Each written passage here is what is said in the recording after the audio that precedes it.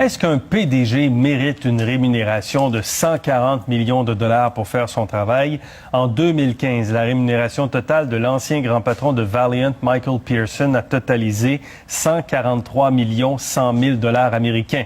Vous savez, l'un des principaux facteurs contribuant aux inégalités sociales, c'est cette forte progression de la rémunération des hauts dirigeants d'entreprise. Comment repenser la rémunération des grands patrons? Avec nous, Carl Simard, président et gestionnaire de portefeuille chez Médici. Bonsoir, Carl Simard. Bonsoir, monsieur. On vous parle de ça parce que vous avez préparé, vous observez à chaque année la rémunération des grands patrons chez nous.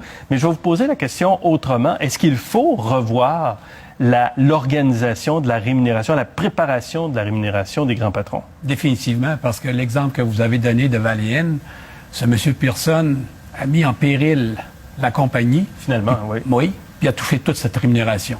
Ça veut dire que finalement, probablement que sa rémunération était basée sur l'atteinte de résultats à court terme. En fait, sur la progression du cours boursier plutôt que sur la véritable performance économique de l'entreprise. Parce que tout le système de rémunération est basé sur un salaire de base, mais sur des primes également qui sont associées au rendement et au rendement à court terme. Au rendement à court terme et plusieurs primes, très difficiles, les exigences, finalement les critères qui mènent à la distribution de ces primes sont flous, sont génériques entre toutes les entreprises, parce que ces modèles-là ont été conçus par des consultants et non directement par le conseil d'administration. Mais qui l'approuvent. Qui l'approuve, mais il l'approuve peu importe son contenu. Alors, finalement, on voit bien que les modèles se reviennent d'une entreprise à l'autre. Alors, les conseils d'administration ne sanctionnent pas suffisamment, ne s'impliquent pas suffisamment dans la détermination des méthodes de rémunération. Et M. Munger, la fidèle associé de M. Buffett, a même déjà dit qu'il préfère traiter avec un serpent dans ses vêtements qu'avoir à embaucher un conseiller en rémunération. Pourquoi? Parce que c'est complexe, il ne connaît pas l'entreprise, il ne connaît pas vraiment la performance économique de l'entreprise.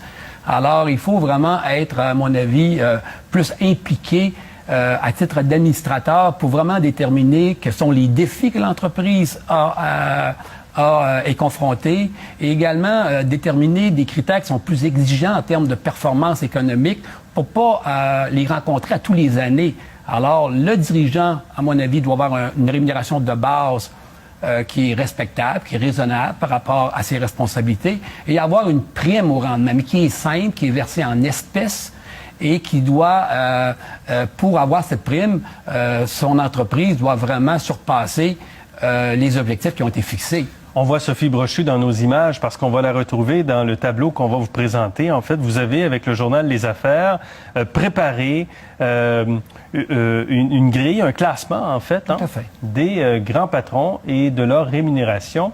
Et vous, ce qui vous intéresse beaucoup, c'est de savoir combien ça coûte le patron, combien il nous coûte en rémunération par rapport à ce qu'il rapporte, à son rendement pour l'entreprise. À la performance économique qui est mesurée par un indicateur de création de valeur qui est reconnu comme étant le rendement du capital investi par les actionnaires essentiellement. Alors, juste pour regarder le classement, le premier, c'est Stanley Mott du groupe MTY. On va y revenir dans un instant. Marc Dutil est deuxième. Donc, ce sont des gens qui rapportent beaucoup à leur entreprise par rapport à leur rémunération. Sophie Brochu, elle est là, quand même pas mal, 10e sur une cinquantaine, c'est ça? Oui, tout à fait. M. Dion de Québecor au 12e rang. Et là, M. Bellemare de Bombardier, dont on parle énormément, est quand même assez bas dans le classement, tout comme Pierre Lorrain de Prométhique, vraiment au bas du classement. C'est ça, parce que les derniers au bas du classement, la performance économique de leur entreprise sur les dernières années a été pitoyable et pourtant leur rémunération a quand même été bonne. Alors, si on compare cette rémunération par rapport à leur performance économique, ça fait aucun sens. Alors, vous, comme gestionnaire de portefeuille, vous réagissez comment face à ces entreprises-là? Nous, on a un critère d'investissement qui s'appelle la gouvernance et la rémunération est directement analysée sur cet aspect de gouvernance. Alors là, on aime beaucoup moins les programmes d'attribution d'options, on aime beaucoup moins les systèmes de rémunération qui sont complexes, parce qu'un système de rémunération aujourd'hui peut comprendre 5, 6 composantes, alors qui nous, à notre avis, camouflent de la mauvaise gouvernance, effectivement. Mais c'est pas dans l'intérêt de l'entreprise d'avoir de la mauvaise gouvernance ou de trop payer cher. Ce qu'on veut, c'est du rendement, rapporter aux actionnaires, rapporter aux employés, à toutes les parties prenantes.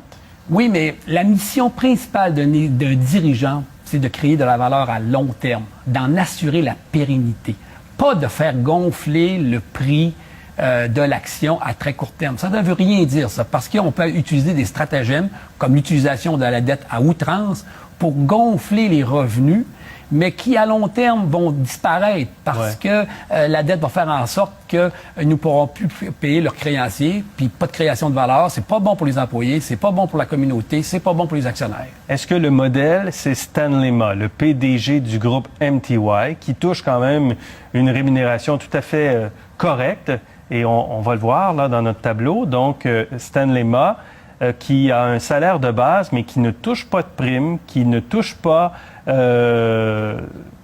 d'actions, d'options sur actions, qui ne touche pas, qui n'est pas payé en actions, qui n'a pas de régime de retraite non plus. Ça, c'est la rémunération de Stanley Ma au cours de la dernière année, 400 000 $. Elle est peut-être pas idéale, elle est peut-être très sévère, mais M. Ma, qui est un actionnaire important de sa société, considère qu'il n'a pas besoin d'être rémunéré en dessus de la valeur que ses actions vont prendre. Il est à 400 000 $, il est le plus bas des PDG. Tout et son entreprise est extrêmement performante. Et sa performance économique est exceptionnelle. Alors, il est évidemment sous-rémunéré, mais il n'y a pas besoin d'être rémunéré davantage parce qu'il possède des actions et plus de valeur qu'il va créer pour l'entreprise, plus qu'il va être récompensé grâce à ces actions qu'il détiennent. Mais ce n'est pas tous les dirigeants qui ont des actions de l'entreprise. Alors, il faut quand même leur donner des primes à la performance, en autant que la performance est au rendez-vous. Merci beaucoup, Carl Simard, pour cette analyse ce soir, très intéressante.